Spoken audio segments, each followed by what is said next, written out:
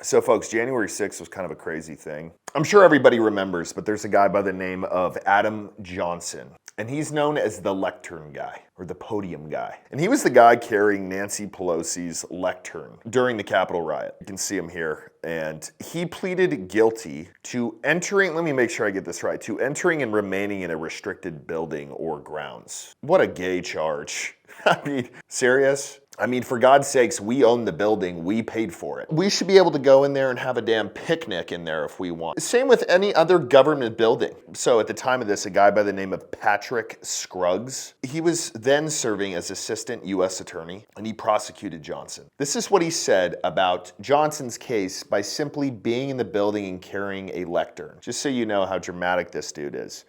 This is a serious case. Everyone involved in the storming of the Capitol last week needs to be held accountable for their actions, including Mr. Johnson.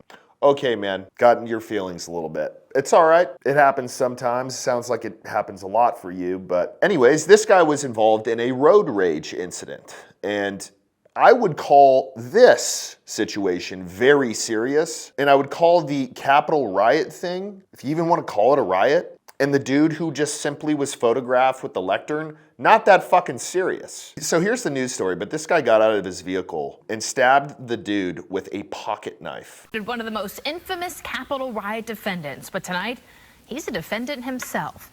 State troopers say former federal prosecutor Patrick Scruggs stabbed someone on the Howard Franklin Bridge. And this happened after a series of crashes on the bridge Tuesday morning. What a scene here. Scruggs worked as a prosecutor in Florida's Middle District for more than 10 years. Fox 13's Evan Axelbank reports tonight on the chaos that led to that violent incident. It all started with a driver passed out in the middle of the highway on the Howard Franklin Bridge and ended with a former federal prosecutor allegedly stabbing the man. Pictures taken by Tara Iglinski show Patrick Scruggs standing outside of a car in a three-car pileup. Someone else's bloody hands are sticking out of a window. He had a lot of blood on his arms and cuts on his arms, and I was trying to figure out what had caused that. Troopers say Scruggs had bashed through that window and stabbed the man multiple times. Just before that, the man had been passed out while behind the wheel. His car stopped on the Howard Franklin Bridge. Two Good Samaritans had also stopped and evidently startled him awake. He drove forward, hit the Good Samaritan's car, and then drove into Scruggs' path. Troopers say that's when Scruggs stopped and took out his pocket knife. I mean, you gotta love the attire. Gym shorts, a white t-shirt, and some flip-flops. They still make flip-flops for men? I don't know, I thought the rule was you can pretty much only wear those when you're in somewhere tropical, but still protect your feet, get some Crocs or something. But I'm still confused on what exactly the issue is here. He's the one who gets into traffic. He's the one who's bumping into vehicles.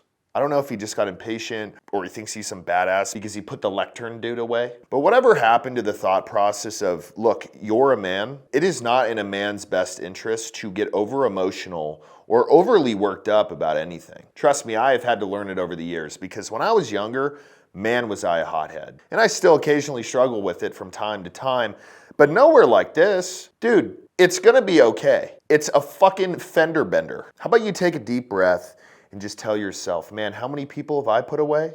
How many people have I put in prison? Maybe I should just not pull out my fucking 2-inch knife. Or however long it was. I don't know, knowing this guy, he's probably the guy who's like, my wife said 2 inches was enough, but put the knife away, have a conversation. What happened to force escalation too? It's like, did the dude have a gun?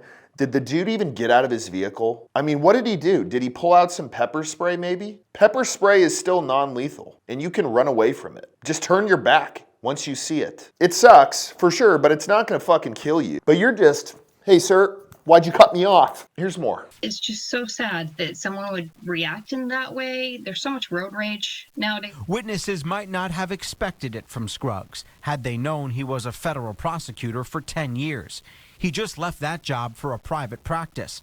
But while he served the U.S. Attorney's Office in Tampa, he helped on high-profile cases, including that of Adam Johnson, who stole the lectern from Nancy Pelosi's office during the Capitol insurrection. His actions speaks to his actions and his actions only. We don't ever want to see someone get out and commit some kind of violence like this, whether it be at a home, a restaurant, or on the highway. Troopers also say Scruggs used the knife to scare the Good Samaritans off when they tried to help the stabbing victim. Traffic was stopped for 3 hours, after which the former federal prosecutor was charged with aggravated battery with a deadly weapon. So not only did this guy stab some dude over literally nothing. I don't know, sometimes road rage seems like something because you just get so fired up about it. But this is nothing. Hell, get out and have a fist fight if you really want to. Chances of somebody dying in that are far less than you just gouging their side with a knife or their neck or their eyeball. But then instead of understanding his mistake, which he should have immediately, he keeps the bystanders from helping this person. He stops the people by threatening them with the knife who were trying to help the person who just got pretty much gutted like a fish. I think everyone here knows what they would do, but I'm gonna say it anyways. The question I have is, where are people with guns in this situation? You're telling me nobody in this entire situation, 10, 15 cars maybe, has a gun? Whatever happened to going out into public and saying, my job is not only to protect me, but to protect others from heinous shit like this? Oh, I don't need to take a gun outside. I'm in my vehicle and I got one at home just in case. Nowadays, you're way more likely to use it in public than you are at home. But I'll tell you exactly what I would have done.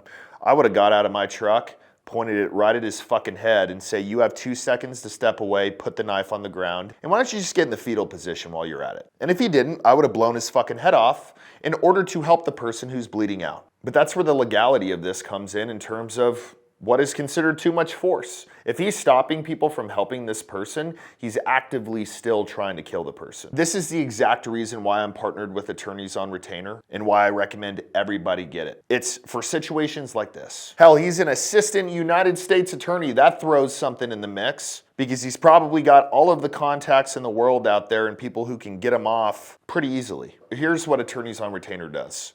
Attorneys on Retainer is hands down the best self-defense coverage you can have, period. It's better than any other insurance-based product, and here's why. They're backed by a law firm, and by a law firm that only practices self-defense cases. There's an insurance company out there who dropped a woman from their coverage named Kayla Giles, and it turns out she's been spending years in jail, and her murder conviction was overturned. And now Attorneys on Retainer is representing her for free. If they're willing to do that for a non-paying customer, what do you think they're gonna do for you? They have bail coverage, everything up and until the trial is handled, everything at the trial is handled, expert witnesses, all at no cost to you, and it costs about $1 a day. Whatever you have to do, cancel the gaming apps, the Netflix, whatever, cancel the other coverage that you have.